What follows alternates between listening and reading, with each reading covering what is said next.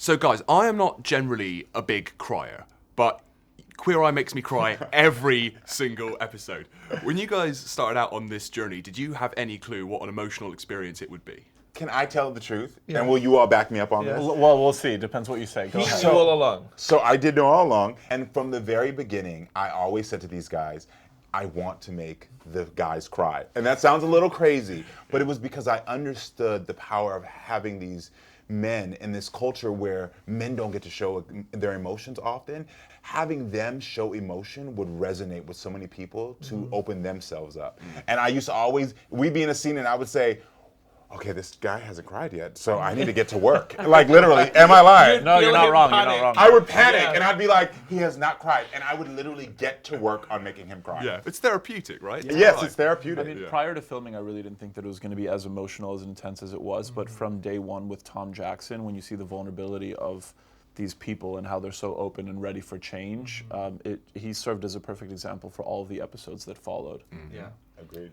And when those emotional moments come up, who is usually the first to go and who holds out the longest? Anthony's the first one. Oh, he's the first one to cry, yes. The first and the last. I hold out the longest. Yeah, it goes Anthony, Johnny. then Johnny, then Bobby, me, then Tan. Yeah, Tan and I usually don't cry. And we don't have hearts of stone. We just, We process the information differently. Yeah. And did you? That's it. That's it. And did you guys expect, again, when you started out, that you would be opening up so much on camera? And was that difficult to do at first? You know, it was never something that they encouraged the producers, the creator of the show. They didn't ever say, you've got to talk about your personal lives.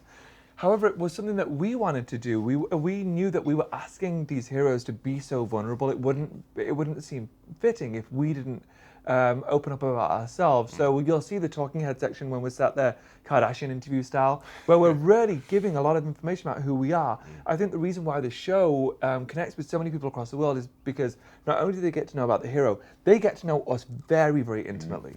Yeah. And you guys, of course, you all have your set roles within the Fab Five, whether it's fashion or culture, food and wine. If you were to swap roles for a day, who would be the worst at what? Ooh, worse. I'm starting with this one. I would, if like we were Please picking. say me for your You role. would be food. Yeah, I'd be the worst. can't Karamo's cook. diet consists of Coca-Cola and gummy bears for breakfast, does. lunch, and dinner. A gummy bear salad, if you will. And we're not joking. It actually is like a gummy bear salad. It is. Yeah. Even though I make my kids eat very healthy, I have the worst diet of it. So I would be the worst in your category. I would say the worst Ed Coulter would probably be, I would say Jonathan. And the only reason, you would say Jonathan too, right? Yeah. I would say because it takes a bit of a calmness for what I do. And Jonathan, and takes a lot of listening. And hold on, would you all agree? This is no shade because I I don't love disagree. Jonathan. He is going to attack you when we I know, no, this is not it because I could never do what Jonathan does of being like very open and expressive. And so for me, it's a lot, more than a lot of you guys, I think, and you can correct me. I just listen majority of my scenes because it's like just talk. So I can get to the core. And I don't think Jonathan will be able to do that. Yeah. Who would you say? Oh, I would also say Jonathan, not because I don't think he dresses well. I think he's really creative and really expressive. However, for the same reason as yours, my job is so much more than just making them pretty. I use that as a vehicle to be able to speak about really vulnerable things because I'm the only one who gets to see them undressed.